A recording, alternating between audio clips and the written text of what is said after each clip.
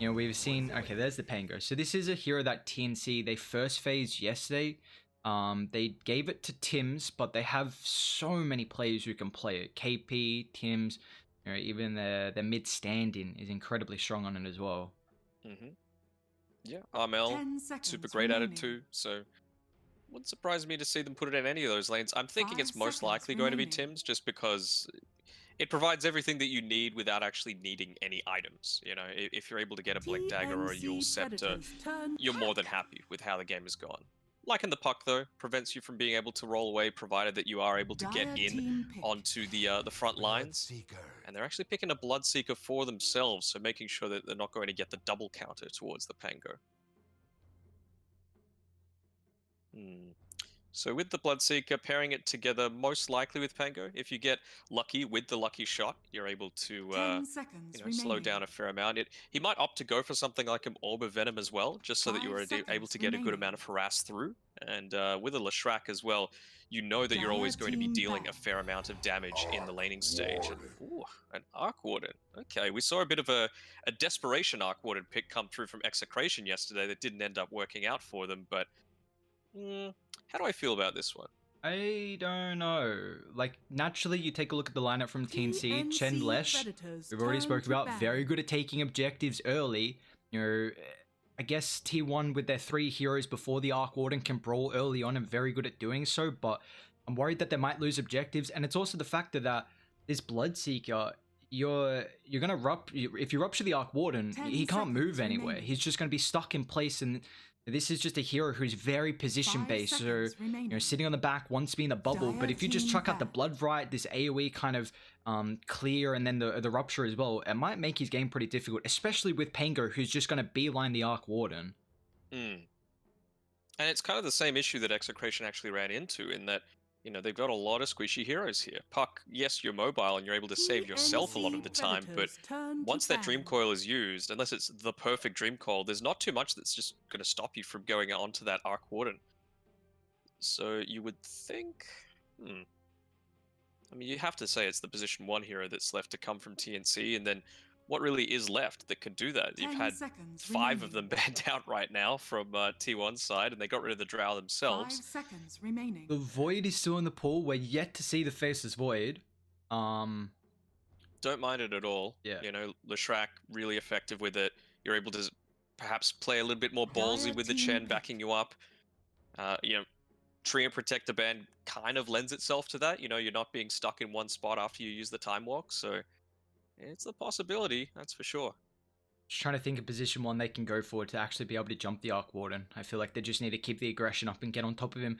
The Void might be a little bit more slower than they might hope for a position 1, but still this, you know, innate jump potential in the Time Walk and a big ulti in the Chrono, where they do have some synergy to be able to deal damage inside that. TNC could be a Slark as well, potentially.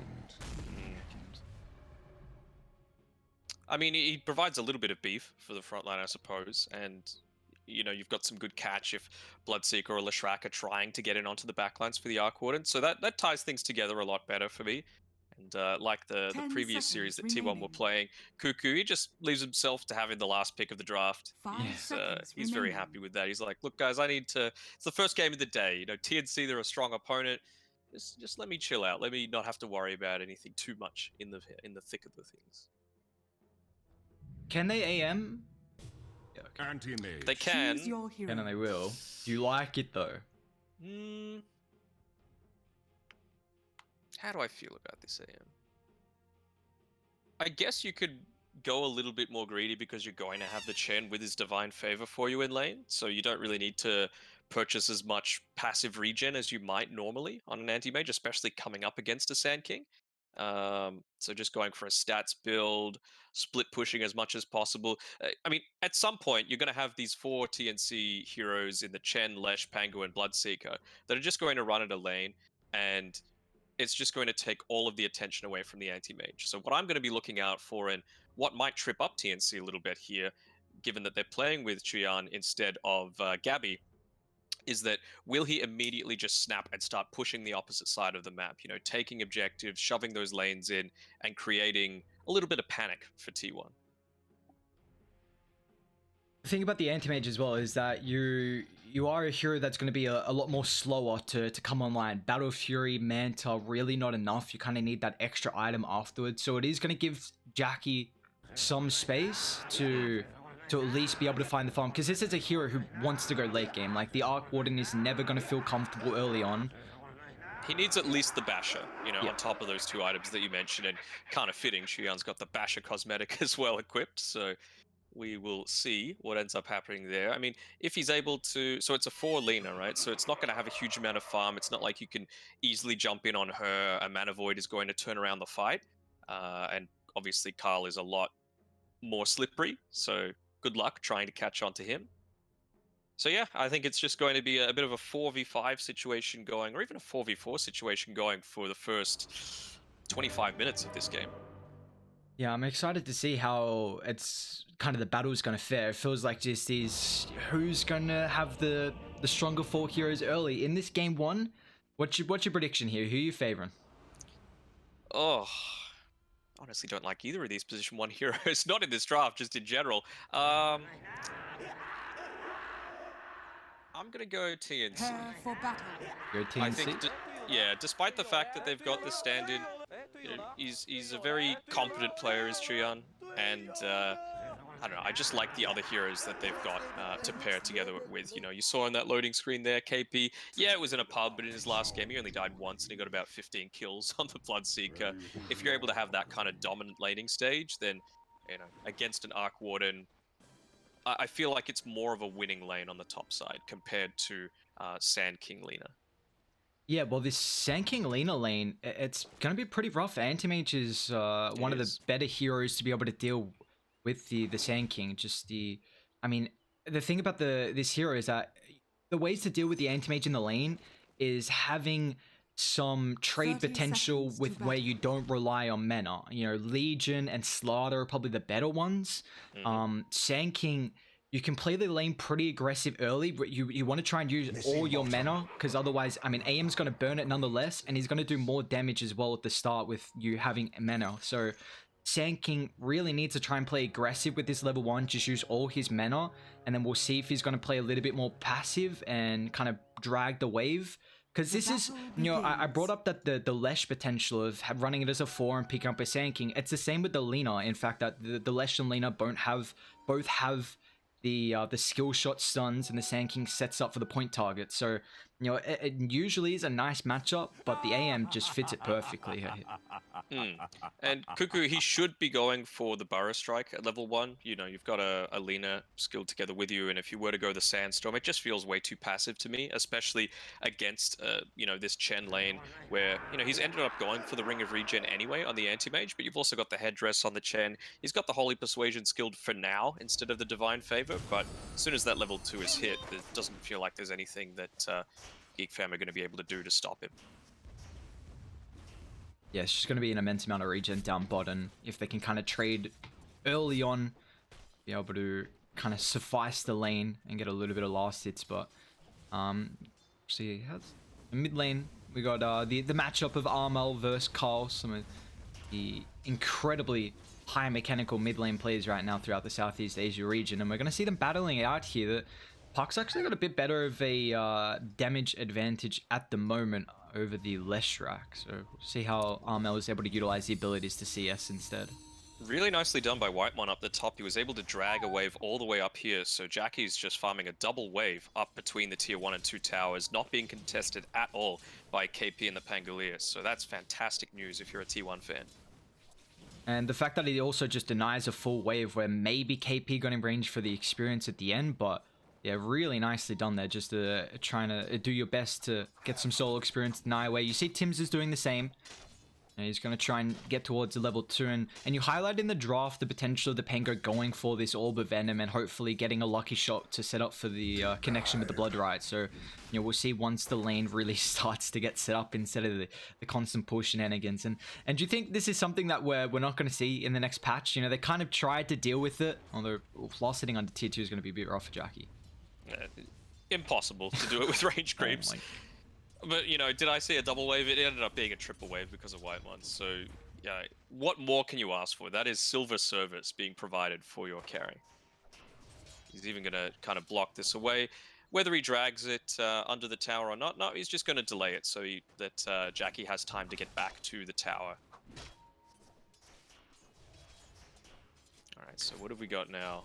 Leveled up on Cuckoo. So he's opted to go for the Caustic, not going to skill up the Sandstorm just yet. Understandable, of course, going up against a Chen. You're able to get a lot more burst damage out, especially with this dual stun combination. So I have to be quite careful here on Febby to make sure that he's just not giving free money away. Xian's taking a decent amount of damage here at the moment as well. You see, it looks like Febby's just... Did they block? Yeah, they've... Small camps up, and looks like they kept the hard as well, just try and pull. So Febby's had some camps to play around with at the moment. You're just going to see kind of the regen, whatever Xian can get early on, and then should be relatively strong. This is the power of the Lina 4, though, that we've really been seeing lately. Just your laning stage potential is through the roof. Yeah, huge attack range is the biggest component of that, right? You're just able to harass without too much fear of any sort of turnaround happening against you. One other thing I wanted to point out was the skill build from Armel. So a lot of times, especially with the recent resurgence of the Aghanim Scepter coming through for the Lesh, people want to skill up that Lightning Storm ASAP to get that the first item. But you've got a Chen, so you want to make sure your Edict is the one that you're actually maxing here. And, you know, skilling that together with the Split Earth means that you get a pick-off and you can immediately transition that into a tower. You're more worried about objective control right now as opposed to any sort of hero damage, because you got plenty. Well, here comes the emphasis, though, for the first power runes. It looks like Zephyr's going to be able to find the invis down bots. Unfortunately, both Carl and Armel aren't going to get a refill in the bottle. We'll see the contesting around the next bounty runes as well. Looks like Febby's going to be a bit of a nuisance here and try and take the small camp away from Carl, although they are kind of hunting him. With this invis from Zephyr, he's going to be able to land the Light Strike Array. Now Febby's going to attempt the TP up, but look at the damage coming through. It's enough to secure first blood. Zephyr will pick it up. Nicely done, and most times the mid would be like, man, my support just griefing my kills, but no. If you can get a pos for Lina, that money, you're very happy with it. As I say that, they're just getting more and more harass here onto Qian. Dire's top tower is under You do attack. see, if you find that Caustic Finale damage with the creeps you're blowing up there, it is going to do still a lot of damage to the anti-mage, so unfortunately, kind of Febby not being the lane for a little bit, looks like the creepy Glim is going to drag back towards the tower, so... And AM goes for the Ring of Health directly afterwards as well, so really just trying to have an immense amount of sustain. Dire's courier has I been wonder if we're killed. going to see any sort of scouting missions happen as well from the T1 side, because they should have noticed on with Cuckoo and Zephyr that Febby was out of the lane for a little bit around the 2 to 3 minute mark. So what could he have been doing there? He was stacking up this camp next to the outpost. So with this Caustic Finale skilled up, suddenly that's a good way to really rocket up your net worth. Meanwhile, the counterpart in the Arc Warden looks like Jackie's having a pretty good time here, 26 and 9.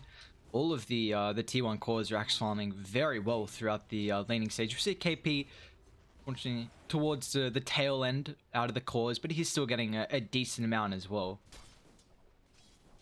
This is a 4th stack coming through from Febby on this single camp, so if that gets found, that's going to be a huge difference maker here. But Armel, he's bottled up the regen rune, he's got his boots of speed ready, and he's might be looking to make a rotation here. Nope, he's just taking another one of these stacks.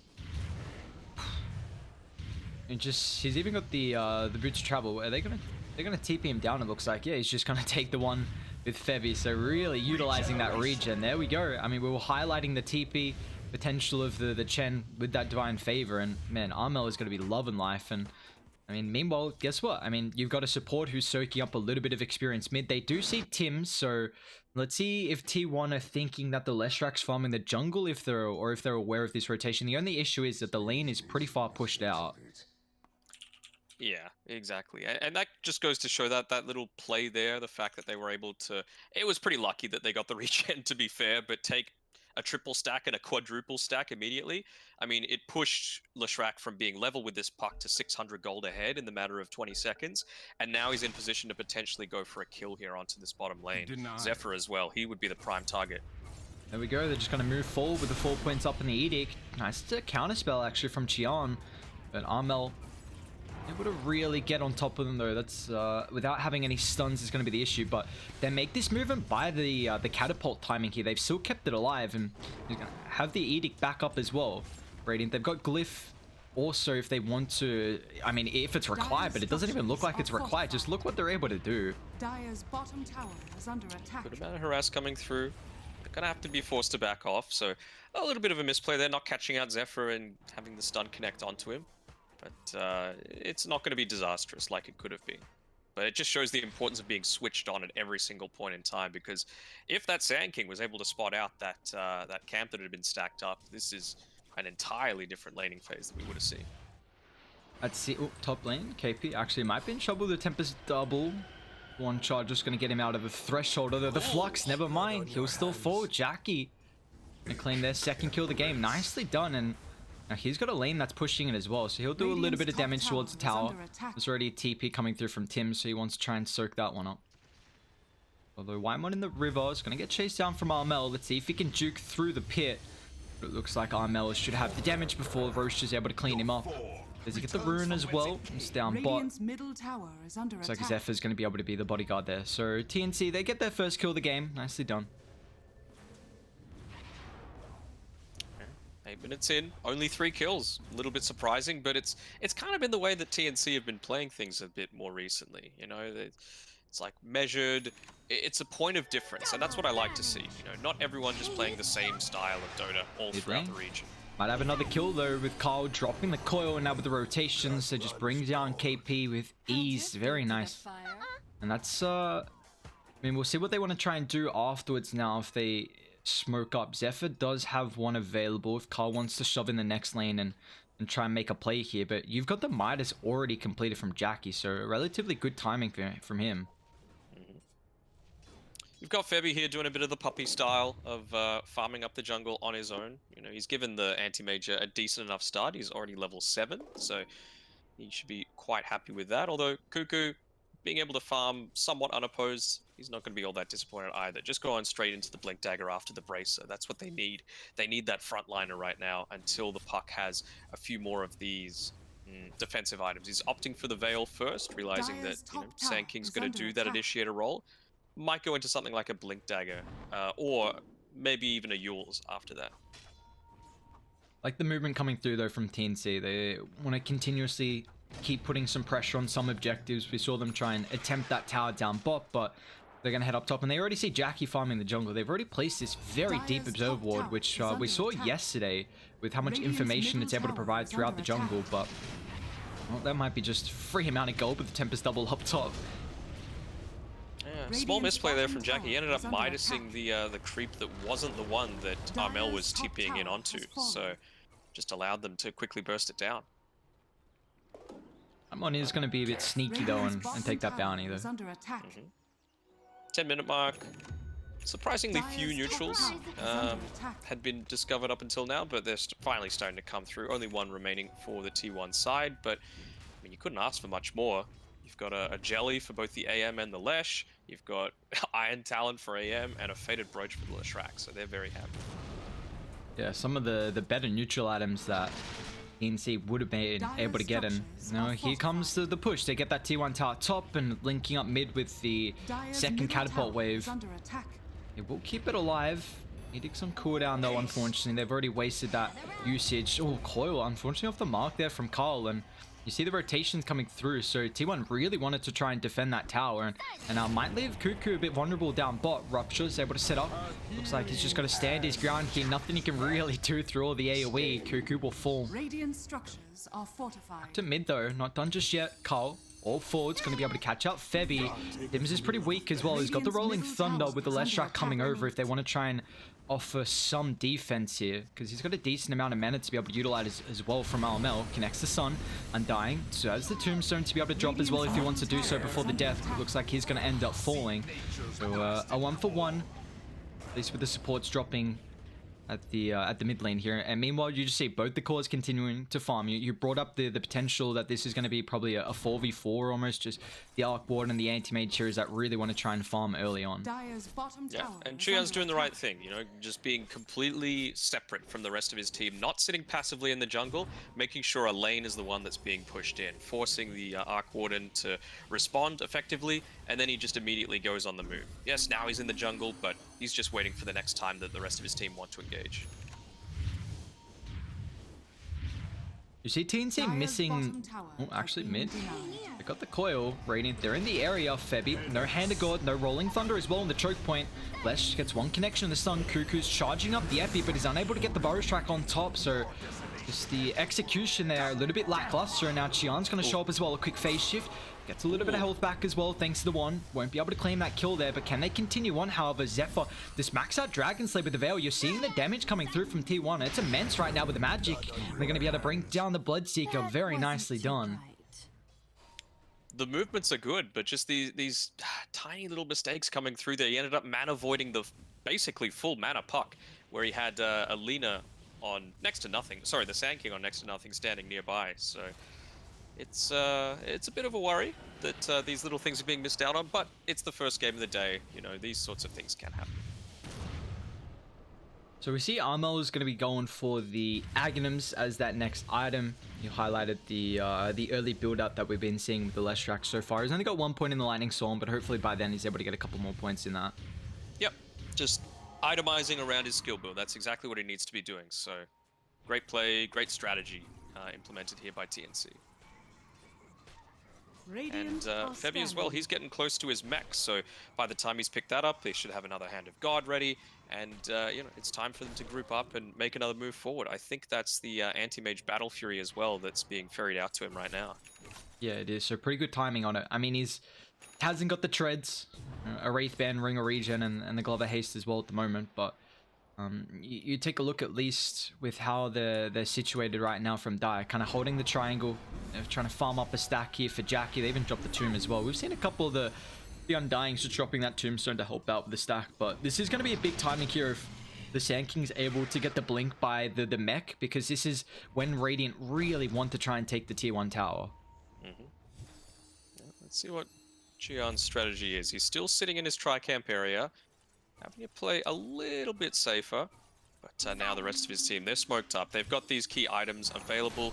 Even if he did want to join, if he's fighting nearby, he can just pop in and launch off a Mana Void, but not keen quite yet. This small delay, though, might open the window for T1, because that Blink Dagger has been picked up on Cuckoo. It's making its way to him on the Courier now. Really, all they're waiting for is another 25 seconds or so until this Tombstone's back online for Whitemon. Oh, Cole, he orb forward. He actually might be in trouble if they can actually find him, though. That's the question. Look at the phase shift. Orb's about to come back up as well. They connect on the first stun. Unfortunately, it doesn't look like there's any more follow-up. KP might be able to get in range for the Rupture, but he moves so fast with the Boots of Travel, and you see the ease of initiation right now from TNC is very lacking, considering this Lesh hasn't picked up a Yule, so you don't really have that guaranteed setup. It's really just kind of relying on KP connecting with the Rupture and maybe Tim's, you know, getting that stun as well. So you see how awkward it is for them to be able to start, and actually Tim's, he's swashbuckling up aggressively on the high ground there. Gonna end up falling and pays the price as now Cuckoo charging up the ulti. They get the coil combined up with this Hand of God's gonna give him a little bit of health back, and now even the Anti-Mage showing up as well. They're able to keep Armel alive, and they're gonna try and look to turn. They haven't dealt with the Tombstone just yet. Nicely done from Carl, getting out a Waning Rift on top of 3, but he could be in trouble, and they still have this Mana Void as well. He's got a decent amount of mana to be able to utilize, so it's not gonna bring him down from 4 to 0, but Chian is gonna be able to blink forward and claim that kill. Double for the Anti-Mage showing up early, whereas we see still this Arc Warden continuing to farm, so a good fight there from TNC as they're going to try and look to transition this into the T1 tower mid as well. He's going to be able to take all of this creep wave as well. He's kept the siege creep alive too, but yeah, just feeling a little bit too concerned to continue fighting into it. For Jackie, all that time spent farming means that he's almost picked up his Boots of Travel, so he's going to be looking to split push a whole lot more. The first 15 minutes you'd have to say has belonged to TNC, but the fact that they've only lost the Tier 1 towers and denied a couple of them has been a pretty big win for T1. But looking for the next 10 or so minutes to really be where T1 try and put their foot on the pedal a little bit more. A lot more pressure being put onto their side lane towers with the Boots of Travel, and of course the Blink Dagger on Cuckoo is going to start to enable these pickoffs to happen as well. Dire's courier has been killed. We'll see how TNC, if they're looking to play a little bit aggressive as well. I mean, they've taken all these towers, so now your opportunities to make the infiltration movements in the jungle and kind of hunting the Arc Warden who's kind of, you know, situating around like the triangle camp area. So if they can get a deep ward down and keep tabs on Jackie at the moment, which they don't have any deep wards, just kind of 2 minor defensive ones. They got 1 in the river down bot, so a lot more emphasis on trying to control their jungle here from TNC. I mean, the thing is, for TNC, I think they're just going to want to sit back, maybe get these tier 2 items first, because it's still another 50 seconds until that Hand of God. And, you know, it's only the pos 5, but for a draft like theirs, you really need that Hand of God to enable this Leshrac-style death ball. They're going to smoke and try and wrap through the jungle here, maybe link up with the Leshrac who's already pushing in top. They do see that the camp's being cleared, so well aware that there's a potential of the Arc Warden being nearby, but not Cuckoo. I mean, they've got the Atos. Let's see if he's going to wrap all the way around, though. Cuckoo, is he going to do so? Oh, he might get caught out here. He'll lead forward, and he's ultra dead. Nicely done. And this is kind of where we brought up before that the Yule Scepter from Armel, you know, him going for the Boots of Travel, the Aghanims, the Yule's not being there to be able to provide some setup here, but now finally with the Atos, at least it's going to be able to provide that a lot easier. Why not? You know, 240 gold. Yeah, it's basically as good as a kill. Plus the likeliness of, I mean, it's not the longest cooldown, to be honest, only 70 seconds. We even see some anti-mages really utilizing it to like farm up a stack or something sometimes early on.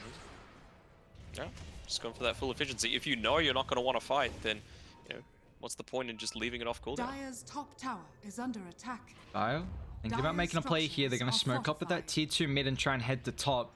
John might be in trouble here. He's going to pop the smoke. Blinking to where he's got vision at the moment. He might be in trouble. He's still got the counter spell, but he's unable to get out of the core now. And they're going to be able to get straight on top of him with Cuckoo. And unfortunately, just playing a little bit too far pushed forward here. Let's see what TNC want to do. They're grouped up. They've got a nice ward in the lane as well. They overstep the mark here by this outpost. They might be able to find a kill. Armel's also got the invis rune, so he's hunting. Man, that aggressive blink forward was a little bit surprising, to be honest. You know, the Leshrac had just TP'd out, I think. Armel, gotta be careful. He's gonna be able to find White on this Tombstone. Still in the high gun. They're gonna come over. Cuckoo with the epi finds a kill on top of the Bloodseeker. Tim's gonna try and run forward, and they got a little bit too late. Unfortunately, Armel's still dishing out an immense amount of damage, but it looks like Carl's gonna try and clean up with the blink forward. He's got the orb back up in a couple of seconds. No stun coming through at the moment, but it looks like TNC looking to full retreat out of this. Where's the fall of control though? Zephyr's going to find it with the LSA. Febby just has to TP out. Tim's unfortunately unable to get the swashbuckle out thanks to the silence. So nicely done from T1. They kind of punish that over-aggressive double back there from TNC. I mean, it's a 2-for-2 trade at the end of the day. Not horrible, but yeah, like you mentioned, it could have gone so much better for TNC if that Hand of God came off a little sooner. I think the mech as well just wasn't quite in range, so not able to connect on that one. There was Febby. But yeah, little bit surprised that they did opt to go back in, despite the fact that, you know, Lesh had just previously had to TP away because he was completely out on mana. That's why T1 made that aggressive rotation, because they saw that he didn't have anything to be able to fight with. Leshrac with no mana is just useless. It's essentially like the same as having no HP or no hero at all. Top tower is under attack. See Jackie as well throughout that was just continuing to farm. I mean, he's got the Mjolnir Boots of Travel now, so he's going to be able to do incredibly well with being able to shove out the side lanes and making it very difficult for TNC to kind of make the plays and find the initiation. It might just get to the stage where they kind of have to really group up as a team. The issue is you kind of have an anti-mage, so it really hinders that. They're actually going to think about walking into Roche, though. Are they going to try? I don't think you can. Sean's just chilling. Just, you know, enjoying the one part of the map where you can't have any sort of vision. I'm like, hang on a second. Are they actually going to try and Roche it? I think he's, at the very minimum, he's going to want to have the Manta style before that happens. What's the kind of next set of items coming through? Armel's working on that BKB. He's actually almost got it now, so going to be very important considering all the spell damage that's coming through from Dire. And we even see just the actually Sand King picks up a blade mail here, so just even Radiant have a lot of spell damage as well. The kind of uncontrollable from the Leshrac, so it's going to be very nice to be able to find that catch. And TNC are going to be feeling a little bit concerned about this as well. You know, T1 have done a fantastic job of delaying these games out a little bit. You can see how much more effective the Arc Warden is at farming compared to the Anti-Mage. And as well, on top of that, your Chen, he drops off significantly compared to the Undying. Undying just feels like he's effective at all points of the game, even just with that Tombstone and the ultimate. Perfect scan though on Radiant. They are well aware that T1 are up on the high ground. If they want to try and contest this push that's coming through though, they've got the glyph to try and protect the tower here. Counter smoke. They don't really have too much vision in the area, unfortunately. I mean, they see Cuckoo at the moment, but how do you find the initiation though? It's just going to be so awkward. Armel's going to move forward with the Atos, but a quick blink away. Now Zephyr's going to be the target there if Armel can get in range for the slow.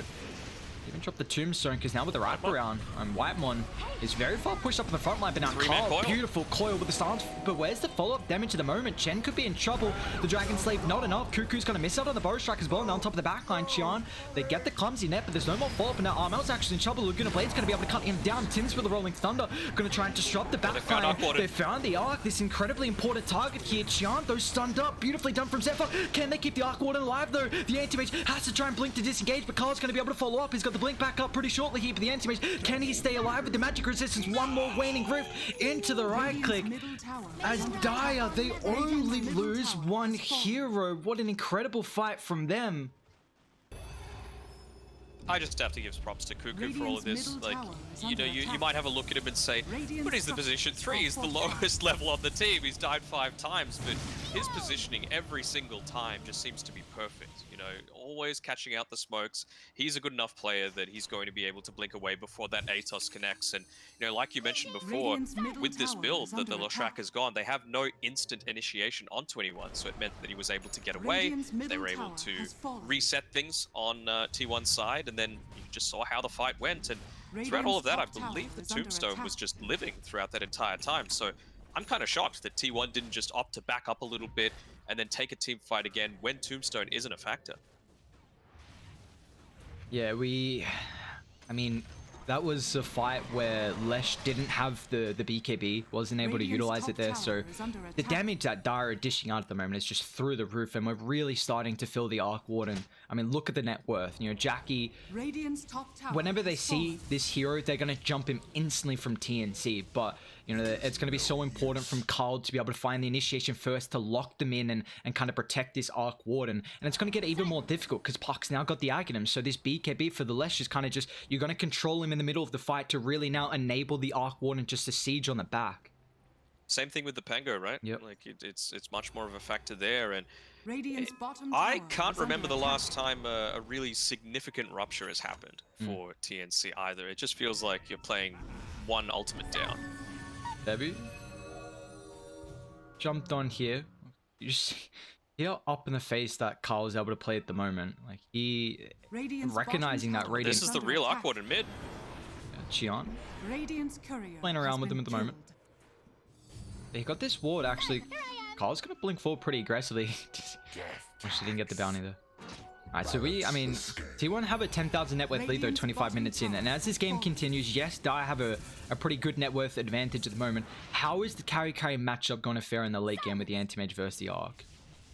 Honestly, I don't think it's anything depending on the heroes themselves. I think it's just going to depend on the rest of the team, right? Who's going to be able to take advantage of the positioning throughout the map, and of course, Arc Warden's always going to have a better time with that, just because he can TP wherever the hell he wants. They're going to try and smoke up and wrap on this high ground, get the control of the triangle, because Roshan is available still. See if Armel might be the target, unfortunately. I mean, he's got the ward on the high ground, so if he pops it, he's going to have that advantage there, and it looks like they won't find anyone. But, I mean, bot's shoved in, mid's getting shoved in, they're going to have to deal with top, which looks like Jackie's going to be able to do so. So, the lanes are in a very good spot here. And then you just send up your Tempest double, and if he dies, he dies. You know, it doesn't really matter at the end of the day. You just get another one in the next 20 seconds. He's almost got a Daedalus completed as well from Jackie. He is doing incredibly well with this net worth. It's just going to be... It's going to be a lot of damage for them to be able to deal with. And now they're going to walk in Roche. They've got the control of the triangle with this ward. Mid's pushed in, which they haven't dealt with. And bot's and bot and top are in a pretty even spot at the moment. So this is a great opportunity for the guys on Dire to be able to attempt to take Roche on. And it looks like there's nothing Radiant trying to do it at the moment. They're just getting the farm still on the anti-mage, who's actually behind the Puck and the Leshrac. So unfortunate for Qian, really struggling at the moment to keep up. There's nothing that they can do. That is the Daedalus finished as well, just being delivered through to him now. So not just a split pushing threat, but in team fights as well. They found KP. He's dead. TPR, but Cuckoo's in range, so that's just a Bloodseeker in no man's land. And I mean, that's a nice little pick off. Meanwhile, down bot as well. They actually got the call on top of the anti-mage. Let's see, where's the follow-up? Arc Warden's going to TP in with the Tempest double, and the real one, just the crits are through the roof. Qian, there's the damage. Yeah, that's... They do actually kill off Zephyr, but I mean, the price is you lose 2 cores across the map though, and Carl is just going to be able to deal with top instantly. So this is just... And what a mess across the map right now. Oh, no, he doesn't. So yeah, right now, all really T1 need to do is protect the Arc Warden, right? Like, he's by far the strongest hero in the game. You've got your timings right now. Aegis picked up, Arc Warden, Daedalus. How many levels ahead of the Animage is he? 4 levels ahead. I mean, the time is now for T1. If they can end the game prior to the, let's say, 35-minute mark, I think they're in a really good spot.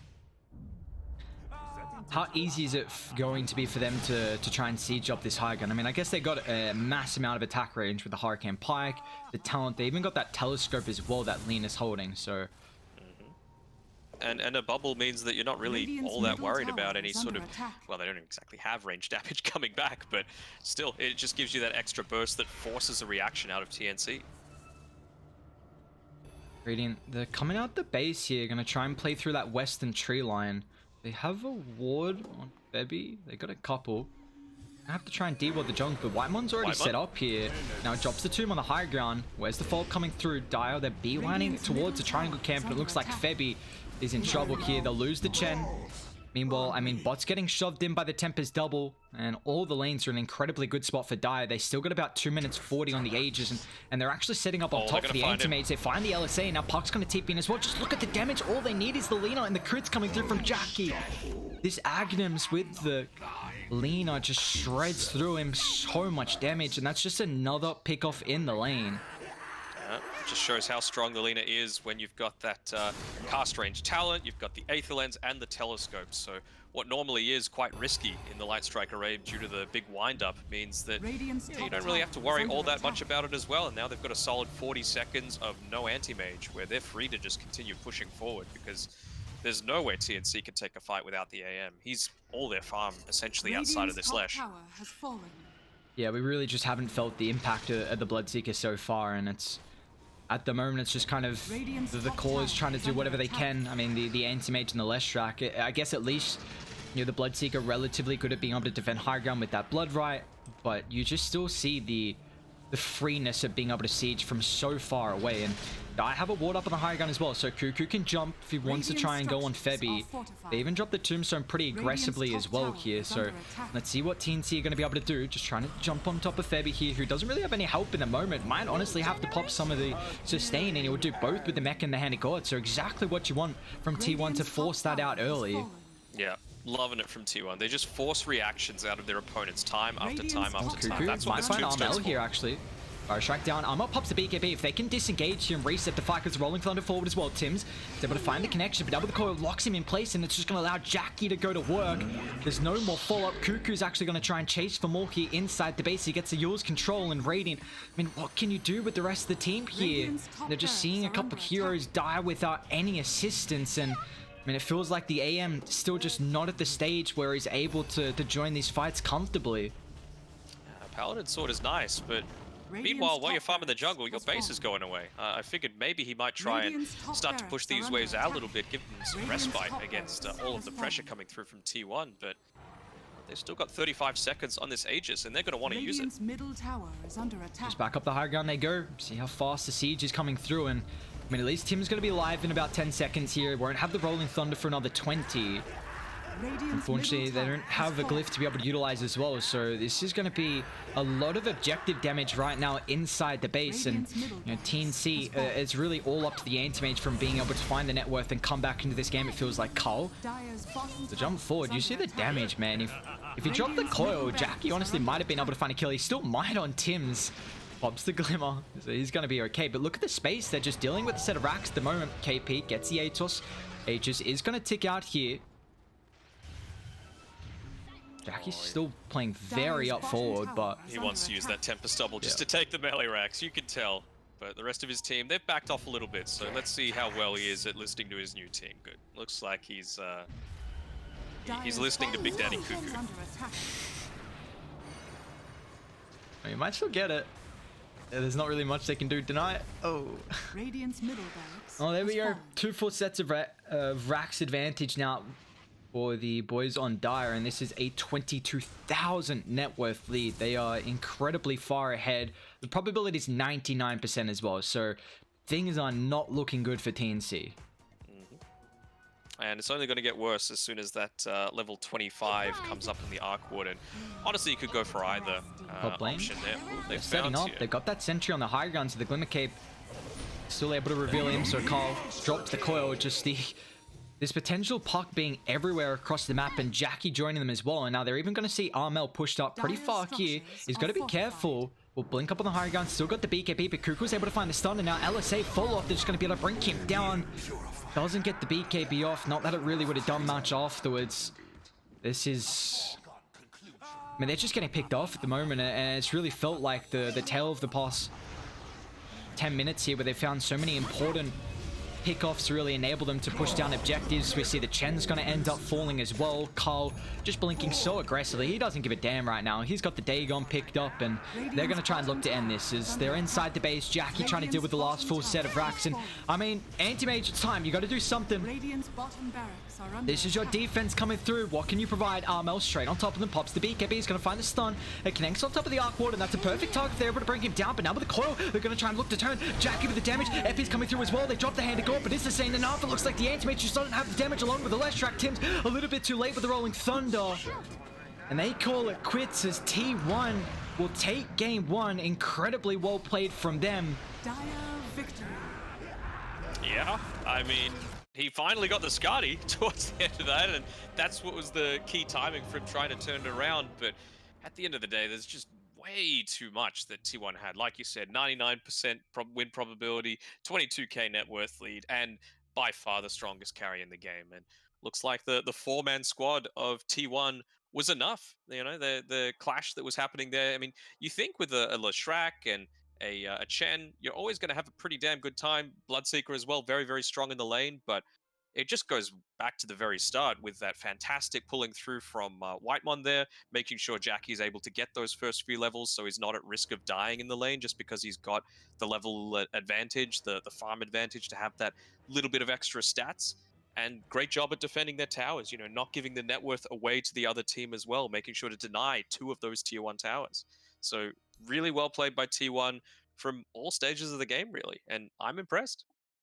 Yeah, I'm continuing to be impressed with how this lineup's looking. I mean, you do have to keep in mind that TNC not playing with Gabby, but, you know, this is still a match where they need to take it kind of head-to-head against T1. And honestly, they're clicking on all cylinders at the moment as they haven't dropped a map. I mean, they've only played 3 games. Let's see if they're going to be able to take this series, because this is a big one. I mean, this are the 2 teams that didn't drop a map on day 1, so already going head to head. We'll see how they're able to fare and if TNC can come back and tie this series up, which is going to be important towards the later stage of the groups, just to at least, you know, keep them in that upper bracket hunt. With that being said, guys, this is just game 1, TNC against T1. We'll take a little bit of a break with game 2 right around the corner.